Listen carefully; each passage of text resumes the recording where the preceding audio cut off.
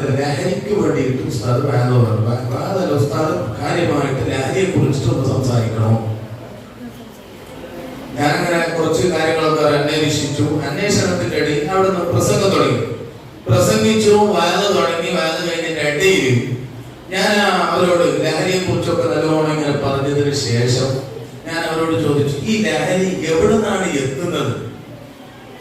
ലഹരി എവിടെ നിന്നാണ് എത്തുന്നത് എന്നൊരു ചോദ്യം അവരോട് ചോദിച്ചു. നമ്മളൊക്കെ ശ്രദ്ധിക്കണം, ഉമ്മമാരെ വളരെ ഗഹനമായിട്ട് ശ്രദ്ധിക്കണം. സംസാരം നിർത്തി ഈ വാക്ക് ശ്രദ്ധിക്കണം. നമ്മൾ വളരെ ഗൗരവത്തിലെ വിഷയം, വളരെ ഗൗരവത്തിൽ ഉൾക്കൊള്ളേണ്ട വിഷയമാണ്. ഇപ്പൊ ഈ കാലഘട്ടത്തില് നമ്മൾ പറയും, എന്റെ മകനൊന്നും സംഭവിക്കൂല, എന്റെ മകൻ അങ്ങനൊന്നുമല്ല, എന്റെ മകൻ നല്ലവനാണ്. ഞാനൊരു സംഭവം പറയട്ടെ. ഈ ഇടയ്ക്ക് നിങ്ങളൊരു ആക്സിഡന്റ് മരണത്തെ കുറിച്ചിട്ട് 5 ആളുകൾ ഒരു കാറിൽ, സ്വിഫ്റ്റ് കാറിൽ സഞ്ചരിക്കുന്ന കാറിൽ 5 ആളുകൾ മരണപ്പെട്ടു. ഒരു ടിപ്പർ ലോറിയിലേക്ക് ഇടിച്ചിട്ട് 5 ആൾ മരണപ്പെട്ട ഒരു വാർത്ത നിങ്ങൾ കണ്ടു കാണും. എന്റെ കയ്യിൽ അകട്ടിക്കൊണ്ട് ഈ മരിച്ച കാറിലുള്ള 5 ആളുകളിൽ നിന്ന് 2 ആളുകൾ നല്ലൊരു ചെറുപ്പക്കാരായിരുന്നു, നല്ല യുവാക്കളായ യുവത്വമുള്ള നല്ല ചെറുപ്പക്കാർ 2 ആളുകൾ. ഈ 2 ആളുകളെ പോസ്റ്റ്മോർട്ടം ചെയ്യാൻ വേണ്ടിയിട്ട് മയ്യത്ത് പരിശോധിച്ചപ്പോ മയ്യത്തിന്റെ കീശയിൽ നിന്ന്, പാന്റിന്റെ കീശയിൽ നിന്ന് 2 പാക്കറ്റ് മണക്കുന്ന മൂക്കുപൊടി പോലത്തെ ഒരു സാധനം, മയക്കുമരുന്ന് പിടിക്കപ്പെട്ടു, ലഹരി പിടിക്കപ്പെട്ടു. ഇവിടെ മരിച്ച മയ്യത്തിന്റെ പോക്കറ്റിൽ നിന്ന്. ഇത് റിപ്പോർട്ട് ചെയ്തു. ആളുകൾ മാതാപിതാക്കളെ അറിയിച്ചപ്പോ രക്ഷിതാക്കൾ പറഞ്ഞെന്നറിയോ, എന്റെ മകൻ അങ്ങനെ ചെയ്യൂല. അത് ഡോക്ടർമാർ അവർ കീശയിൽ ഇട്ടു കൊടുത്തതാണ്. എന്റെ മക്കൾ അങ്ങനെ ചെയ്യൂല. ആലോചിച്ച് ഞാൻ പറയുന്ന ഒരു വാക്ക്, എന്റെ മകനെ കുറിച്ചിട്ട് എനിക്കുള്ള വിശ്വാസമാണ്. നമ്മുടെ മക്കൾ അല്ലാഹു നന്നാകട്ടെ, രക്ഷപ്പെടുത്തട്ടെ. ഗണി വലയിൽ പെടുകയാണിപ്പോ. നമ്മുടെ മക്കൾ മോശമായത് കൊണ്ടല്ല, എന്റെ മകനോ നിങ്ങളുടെ മക്കളോ മോശമാണ് എന്നല്ല ഞാൻ പറയുന്നത്. ചില കൂട്ടുകെട്ടുകൾ നമ്മുടെ മക്കളെ വഷളാക്കുന്നുണ്ട്. നമ്മൾ ശ്രദ്ധിക്കണം. ഇതിനിടയ്ക്ക് കണ്ണൂർ ജില്ലയിലെ ഒരു വീട്ടിലേക്ക് ചെന്നപ്പോ ഒരു വീട്ടിൽ ഒരു കുട്ടിയെ കുറിച്ചിട്ട്, ഞാൻ അവിടെ ജോലി ചെയ്തിരുന്നു കണ്ണൂർ ജില്ലയിൽ. അവിടെ ഒരു വീട്ടിൽ ചെന്നപ്പോ ആ വീട്ടിൽ ഞാൻ പഠിപ്പിച്ചൊരു മകൻ, ആ മകന്റെ പേര് റഫീഖ് എന്നാണ്. ആ റഫീഖ്, ഞാൻ ചോദിച്ചു റഫീഖ് എവിടെയാണ് എന്ന് അദ്ദേഹത്തോട് ചോദിച്ചപ്പോ അയാൾ പറഞ്ഞു, ഉസ്താദെ അവന് ആഴ്ചയിൽ 2 പ്രാവശ്യം വീട്ടിന്റെ മുകളിലത്തെ റൂമിൽ താഴെ ഇറങ്ങുള്ളൂ. സ്വന്തം വീട്ടിൽ ആഴ്ചയിൽ 2 പ്രാവശ്യം മാത്രമേ അവർ താഴേക്ക് ഇറങ്ങാറുള്ളൂ. താഴേക്ക് വരുന്നത് 2 പ്രാവശ്യമാണ്. പിന്നെ ഒരു ദിവസം വരൂല. ആ വന്നാൽ ഇവിടെ ഭക്ഷണം കഴിക്കും. ആ വരുന്ന വരവ് വളരെ ഭയാനകമാണ്, വലിയ പേടിയാണ്. വന്നാൽ ഭക്ഷണം വലിച്ചെറിയും, പാത്രം പൊളിക്കും, വല്ലാതെ ബുദ്ധിമുട്ടുണ്ടാക്കും. ഇങ്ങനെ ഒരു അവസ്ഥയിലാണ് അവർ താഴെ ഇറങ്ങാറുള്ളത്. ഞാൻ ചോദിച്ചു, എന്തേ സംഭവം? പറഞ്ഞു, ഉസ്താദെ നല്ല കുട്ടിയായിരുന്നു, നല്ല ചെക്കനായിരുന്നു. പക്ഷേ അവൻ ചില കൂട്ടുകാരോട് കൂടെ ചേർന്നിട്ട് അവന്റെ ചില ലഹരിക്ക് അടിമപ്പെട്ടുകൊണ്ട് ഇപ്പോഴവന് അത് കിട്ടാതെ വയ്യ, അത് കിട്ടാതെ വയ്ക്ക് പറ്റൂല. അതിൽ അടിമപ്പെട്ടുകൊണ്ട് അവൻ അഡിക്റ്റായി പോയി. അഡിക്റ്റായ പ്രിയപ്പെട്ടവരെ, അതിൽ അഡിക്റ്റായി പോയാൽ പിന്നെ അതിന് രക്ഷപ്പെടാൻ പറ്റില്ല. ഞാൻ പറഞ്ഞു വന്നത്, ഈ ക്ലാസ് എടുക്കുന്ന സമയത്ത് ഞാൻ അവരോട് ചോദിച്ചു, എവിടെ നിന്നാണ് ഈ ലഹരി വരുന്നത്? അപ്പൊ ഒരാള് അവിടെ നടിച്ചിട്ട് പറഞ്ഞു, ഒരു വികാരഭരിതനായ ഒരു ചെറുപ്പക്കാരൻ, ഒരാൾ കുറച്ച് ഏകദേശം 35-40 വയസ്സിന്റെ ഉള്ളിലുള്ള ഒരാൾ പറഞ്ഞു, ഉസ്താദെ പെണ്ണുങ്ങൾ അടക്കം ലഹരി ഉപയോഗിക്കുന്നുണ്ട്. അയാൾ പറയും, പെണ്ണുങ്ങൾ അടക്കം ഉപയോഗിക്കുന്നുണ്ട്. ഞാൻ പറഞ്ഞു, നിങ്ങൾക്ക് എങ്ങനെയാ അറിഞ്ഞത്? എങ്ങനെയാ ഇതിന്റെ ഈ സാധനം നിങ്ങളുടെ അടുക്കലേക്ക് സപ്ലൈ ചെയ്യുന്നത് എങ്ങനെയാണ്? അതിലൊരു ചെറുപ്പക്കാരൻ പറഞ്ഞു, ഓട്ടോറിക്ഷക്കാർ മുഖേന പെണ്ണുങ്ങൾക്ക് സാധനം എത്തുന്നുണ്ട്. എല്ലാ ഓട്ടോറിക്ഷക്കാരെ കുറിച്ച് പറയല്ല, നാളെ ചിലപ്പോ അതിനെ കുറിച്ചിട്ട് പരാതി ഉണ്ടാകും. ഓട്ടോറിക്ഷക്കാരെ കുറിച്ച് പറഞ്ഞു, എങ്ങനെയാ ഓട്ടോറിക്ഷക്കാരുമായിട്ട് ബന്ധം? പെണ്ണുങ്ങൾക്ക് ഭർത്താക്കന്മാരില്ലാത്ത സ്ത്രീകൾ അവിടുന്ന് വാടകയ്ക്ക് റിക്ഷ വിളിക്കുന്നു, ഇവരുമായി ബന്ധമുണ്ടാകുന്നു, അല്ലെങ്കിൽ മറ്റേതെങ്കിലും ഓട്ടോറിക്ഷക്കാരുമായി ഒരു പ്രാവശ്യം ആണാണെങ്കിലും പെണ്ണാണെങ്കിലും ഒരൊറ്റൊരു പ്രാവശ്യം അതൊന്ന് ആസ്വദിച്ചു പോയാൽ പിന്നെ അതിന്റെ അഡിക്റ്റായി പോയി. പിന്നെ അതിൽ നിന്ന് രക്ഷപ്പെടാൻ ഒരു വഴിയുമില്ല. രക്ഷപ്പെടാൻ തീരെ വഴിയില്ലാത്തൊരു വസ്തുവാണ് നോമ്പ് പിടിച്ചവരെ പോലെയാ ഈ ലഹരി ഉപയോഗിക്കപ്പെട്ടത്. അറിയില്ല, നാവിനടിയിൽ വെക്കുന്നത്. ഇപ്പോൾ പല കോലത്തിലുള്ള ചെറിയ സെന്റിന്റെ രൂപത്തിൽ ചെറിയ വാസനിക്കാൻ പറ്റുന്ന ലഹരികൾ വരെ വിദ്യാലയങ്ങളിലാണ് കൂടുതലും. വിദ്യാർത്ഥികൾ തമ്മിൽ എന്ത് ചെയ്യുന്നുണ്ട്? കച്ചവടം ചെയ്യുന്നുണ്ട്. നമ്മുടെ മക്കളെ പറഞ്ഞ് മനസ്സിലാക്കാൻ വേണ്ടിയിട്ടാണ് ഞാൻ പറയുന്നത്. പിന്നെ ഒരാൾ അത് കഴിച്ചിട്ട് പറഞ്ഞ്, ഉസ്താദെ മീൻ കച്ചവടക്കാര് വഴി വീട്ടിലേക്ക് സൈക്കിളിലും ബൈക്കിലും മീൻ കച്ചവടം ചെയ്യുന്ന ആളുകൾ ഈ ലഹരി കൊണ്ടുവന്ന് വീട്ടിൽ കൊടുക്കുന്നുണ്ട്. പിന്നെ ഒരു വിഭാഗത്തെ കുറിച്ച് പറഞ്ഞു, അതിന്നൊക്കെ ഇവിടെയൊക്കെ സുലഭമായിട്ടുണ്ടാകും. ഡ്രസ്സ് കച്ചവടം ചെയ്യാൻ വരുന്ന ഈ കുട്ടികളുടെ 50 രൂപക്കും 30 രൂപക്കൊക്കെ ചെറിയ ഷട്ടിയും കുപ്പായൊക്കെ ആയിട്ട് കുട്ടികളുടെ ഡ്രസ്സ് കച്ചവടം ചെയ്യാൻ വരുന്ന ആളുകളിൽ ഇവര് വരെ കൊണ്ടുവന്ന് കൊടുത്തത് ഈ നാട്ടിൽ നിന്ന് പിടിക്കപ്പെട്ടിട്ടുണ്ട്. ഇവർ കൊണ്ടുവന്ന് കൊടുത്തത് ഈ നാട്ടിൽ നിന്ന് പിടിക്കപ്പെട്ടിട്ടുണ്ട്. അള്ളാഹു നമ്മുടെ മക്കളെ കാക്കട്ടെ, നമ്മുടെ നാടിനെ സലാമത്താക്കട്ടെ. നമ്മൾ അറിയുന്നില്ല, നമ്മുടെ മക്കളുടെ ഏതെങ്കിലും സ്വഭാവത്തിൽ ഉമ്മമാർ ശ്രദ്ധിക്കണം. ഉമ്മമാർ വളരെ ഗൗരവത്തിൽ മനസ്സിലാക്കണം. നമ്മുടെ മക്കളുടെ ചെറിയ ഒരു സ്വഭാവത്തിൽ ചെറിയ മാറ്റം, എന്തെങ്കിലും ചെറിയ ഡിഫറൻസ് കണ്ടാൽ ഉടനെ നമ്മൾ നമ്മുടെ മക്കളോട് അന്വേഷിക്കുകയും അവരുടെ വിദ്യാലയങ്ങളിൽ ഇങ്ങനെയുള്ള വല്ല ഖനനമുണ്ടോ എന്ന് നമ്മൾ അന്വേഷണം നടത്തുകയും ചെയ്യണം. നിർബന്ധമായും അന്വേഷിക്കണം. ഇന്ന് വളരെ വിപുലമായി കൊണ്ടിരിക്കുകയാണ്. വല്ലാണ്ട് ഈ ലഹരി വല്ലാതെ കയറിക്കൊണ്ടിരിക്കുകയാണ്. നമ്മുടെ ചെറിയ 9, 10, 15, 20 വയസ്സ് പ്രായമുള്ള മക്കൾ ഇതിന് അഡിക്റ്റ് ആയിക്കൊണ്ടിരിക്കുകയാണ്.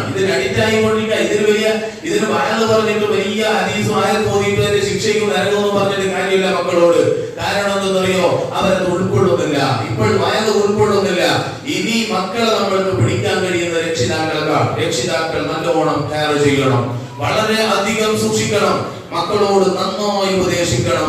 ഒരു ചോക്ലേറ്റ് പോലും പരിചയമില്ലാത്ത ഒരാൾ തരുന്നത് നമ്മുടെ മക്കൾ ഭക്ഷിക്കാൻ പാടില്ല, കഴിക്കാൻ പാടില്ല.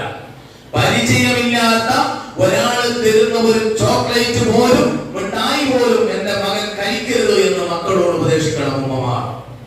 ഇത് ഗൗരവത്തിൽ പറഞ്ഞതുകൊണ്ടാ പല അനുഭവങ്ങളും ആ ക്ലാസ്സിൽ നിന്ന് തന്നെ 1 മണിക്കൂർ എടുത്ത ക്ലാസ്സിൽ നിന്ന് തന്നെ പല അനുഭവങ്ങളും എനിക്ക് കിട്ടി. പല ആളുകളും അടുത്താണ് ഈ പൈവളിക്ക് എന്ന് പറയുന്ന നാട്, അടുത്താണ്. എന്റെ നാടിന് കുറച്ചടുത്താണ്, ഇപ്പുറ ഭാഗത്താണ്.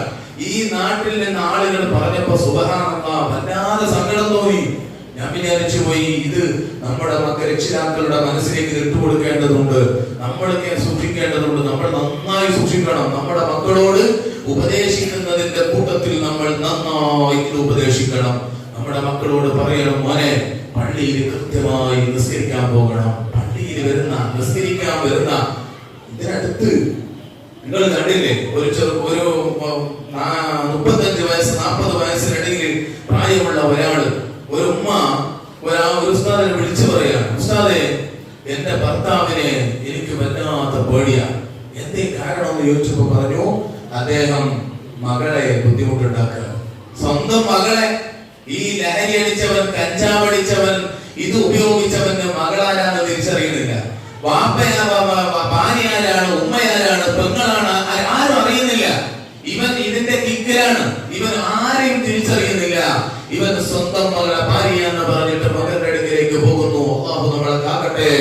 അള്ളാഹുവേ നീ രക്ഷപ്പെടുത്തണം റഹ്മാനെ. ഈ നാടിനെ നീ സലാമത്താക്കണേ അള്ളാഹ്. ഞങ്ങളെ മക്കളെ നീ രക്ഷപ്പെടുത്തണേ റഹ്മാനെ. പ്രിയപ്പെട്ട സഹോദരങ്ങളെ, വളരെ ഗൗരവത്തോടുകൂടെ ചിന്തിക്കേണ്ട വിഷയം. വളരെ നിസ്സാരമായി കാണരുത്. എന്റെ മകൻ അങ്ങനെ ചെയ്യൂല, എന്റെ മകൻ അതിലൊന്നും പെട്ടോനല്ല, എന്റെ മകൻ അതിലേക്കൊന്നും കടന്നു പോകൂല. ഈ ഒരു ചിന്താഗതി നമ്മുടെ മനസ്സിലേക്ക് വരാനേ പാടില്ല. എന്ന് പറഞ്ഞിട്ട് എന്റെ മകൻ ചെയ്യുന്നു എന്ന് പറയണമെന്നല്ല ഞാൻ പറഞ്ഞത്. മക്കളോട് എപ്പോഴും ഉപദേശിക്കണം. മോശം വേറെ ഒരു കൂട്ടുകെട്ട് ഒരാള് വന്നാൽ നിന്റെ കൂട്ടുകാരൻ ആരാണ് അറിയണം. നമ്മൾ ഏത് കൂട്ടുകാരന്റെ കൂടെയാണ്, എന്റെ മകൻ ആരുടെ കൂടെയാണ് പോകുന്നത്, എവിടേക്കാണ് പോകുന്നത്, മക്കളെ കുറിച്ച് ഇപ്പോൾ അറിയണം. അപ്പൊ പറയും, മക്കള് പറയും, ഉമ്മമാര് ചോദിക്കും, അപ്പൊ മക്കൾക്ക് ചെറിയൊരു ഫ്രീഡം ഒക്കെ കൊടുക്കണ്ടേ ഉസ്താദ്? അവരെ ഇങ്ങനെ നമ്മളൊരു കെട്ടിയിട്ടതുപോലെ കൊണ്ടുപോയാല് അവര് വല്ലാതെ നമ്മളോട് എന്തേ ഇങ്ങനെ ഷൗട്ട് ചെയ്യുന്നത്? നമ്മളോട് നമ്മുടെ മക്കൾ ഷൗട്ട് ചെയ്യാൻ കാരണം എന്താ? നമ്മളോട് ചില രക്ഷിതാക്കൾ പറയുന്നത്, മകൻ എന്ത് പറഞ്ഞാലും അനുസരിക്കുന്നില്ല. ഞങ്ങൾ വല്ലത് പറയുമ്പോ വല്ലാതെ ദേഷ്യപ്പെടുകയാണ്, വല്ലാതെ ഞങ്ങളോട് നിന്ന് അർസം പിടിക്കുന്നു, ഞങ്ങളോട് ചൂടാണ്, പലരുള്ള സാധനങ്ങളെ പിടിച്ച് ചാടുന്നുണ്ട്, വല്ലാതെ അടിക്കുന്നുണ്ട്. ഇങ്ങനെയൊക്കെ പരാതികൾ പല രക്ഷിതാക്കളുടെ കൂട്ടത്തിൽ നിന്നും ലഭിക്കാറുണ്ട്. ഇവിടുത്തെ കഥയല്ല ഞാൻ പറയുന്നത്. പല രക്ഷിതാക്കളും പല ആളുകളും ഇങ്ങനെ പരാതി പറയുന്നു, മക്കൾ പറ്റാതെ. അപ്പൊ നമ്മൾ ചിന്തിക്കുന്നുണ്ടാ, മക്കൾ നമ്മളെ തീരെ പേടിക്കുന്നില്ല, എന്ത് ചെയ്യണം, അവരെ ഒഴിവാക്കാം, അവരെന്ത് വേണം ചെയ്യട്ടെ എന്ന രൂപത്തിലേക്ക് നമ്മൾ വിടുക അല്ല. അവിടെ നമ്മൾ മക്കളുടെ കാര്യത്തെ കുറിച്ച് ഒന്ന് അന്വേഷിക്കണം. എന്താണ് അവൻ ഇങ്ങനെ ഒരു മാറ്റത്തിലേക്ക് വരാൻ കാരണം എന്താണ്? അപ്പൊ നമുക്കറിയും ഈ മകൻ ചിലപ്പോൾ ചെറിയ ഇതേപോലെയുള്ള സ്വഭാവമുള്ള ഒരു മകന്റെ കൂട്ടുകൂട്ട് കൂടിയിട്ടുണ്ടാകും. ഈ കൂട്ടുകൂട്ടിൽ നിന്നാണ് നമ്മുടെ മകൻ ഈ ഒരു ശൗണം പഠിച്ചത്, ഈ ഒരു വീട്ടിലുള്ള അനുസരണക്കേട് പഠിച്ചത് ഇവരിൽ നിന്നാണ്. അതിൽ നിന്ന് മറ്റേ മക്കളെ അകറ്റണം, മാറ്റി നിർത്തണം. അങ്ങനെ ഒരു കൂട്ടുകെട്ട് വേണ്ട. നല്ല കൂട്ടുകെട്ട്, പള്ളിയിലേക്ക് പോകുന്ന ഒരു ചെറുപ്പക്കാരൻ ഒരു കുട്ടിയെ കണ്ടിട്ട് അവന്റെ കൂടെ അയക്കണം പള്ളിയിലേക്ക് പോകാൻ. നല്ല നിസ്കരിക്കുന്ന, നല്ല നിലപാടുള്ള, നല്ല സ്വഭാവമുള്ള മക്കളുടെ കൂട്ടത്തിൽ നമ്മുടെ മക്കളെ പെടുത്തുമ്പോൾ നമ്മുടെ മക്കൾ നന്നായി നല്ല മക്കളായി വളരാൻ കഴിയും. അല്ലാഹു നമ്മുടെ മക്കളെ നല്ല മക്കളാക്കി തരട്ടെ, നല്ല സ്വഭാവമുള്ള മക്കളാക്കി തരുമാറാവട്ടെ. ഗൗരവത്തിൽ പറയാൻ വേണ്ടി, ഗൗരവത്തിൽ ശ്രദ്ധിക്കാൻ വേണ്ടി, സൂക്ഷിക്കാൻ വേണ്ടിയിട്ട് ഞാൻ ഉണർത്തിയതാണ്. ഈ ലഹരി എന്ന് പറയുന്നത് മനുഷ്യനെ വല്ലാതെ നാശത്തിലേക്ക് കൊണ്ടുപോവുകയാണ്, വല്ലാതെ നാശത്തിലേക്ക് കൊണ്ടുപോകുന്നു.